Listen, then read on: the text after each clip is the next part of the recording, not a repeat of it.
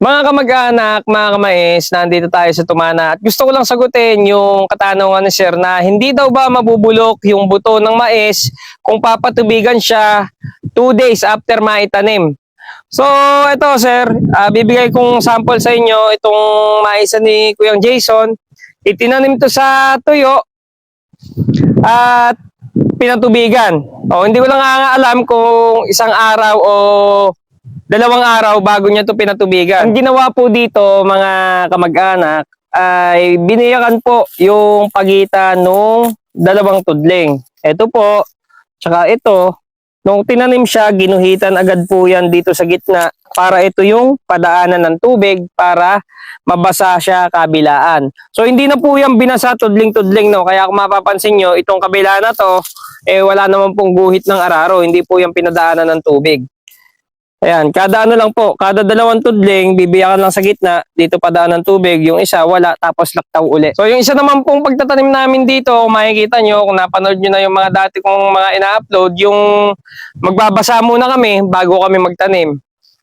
Para sure na tutubo yung mais. Wala tayong pangamba kapag gaganon yung ginawa natin.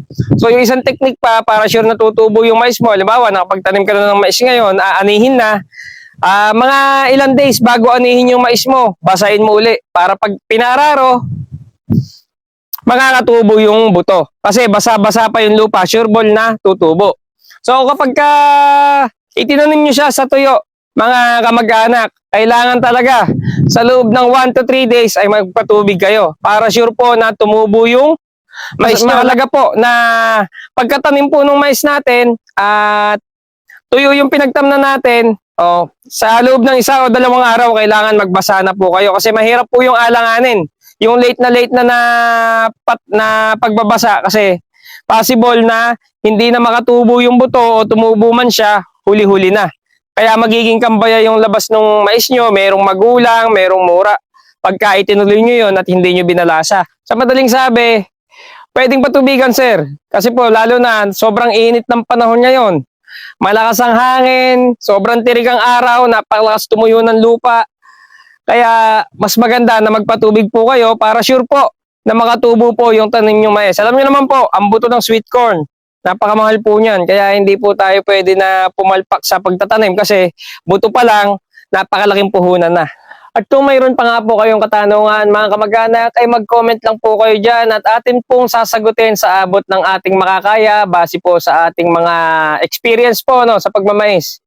So nasa sa inyo na po yan kung susundin nyo po yung ating mga payo, kung i-adapt nyo po yung mga pamamaraan dito namin sa Bulacan, dyan sa inyong lugar. So yung mga matagal na po sa pagmamais at kung may mga magaganda kayong way ng pagmamais o pamamaraan, i-comment nyo lang din, i-share nyo lang din para po matulungan po natin yung mga kapwa natin po na mga farmers na gustong pumasok po sa pagmamais. Ayan, para magkaroon po sila ng idea, mas marami po silang pagpilian. So yun lang po, maraming salamat, happy farming!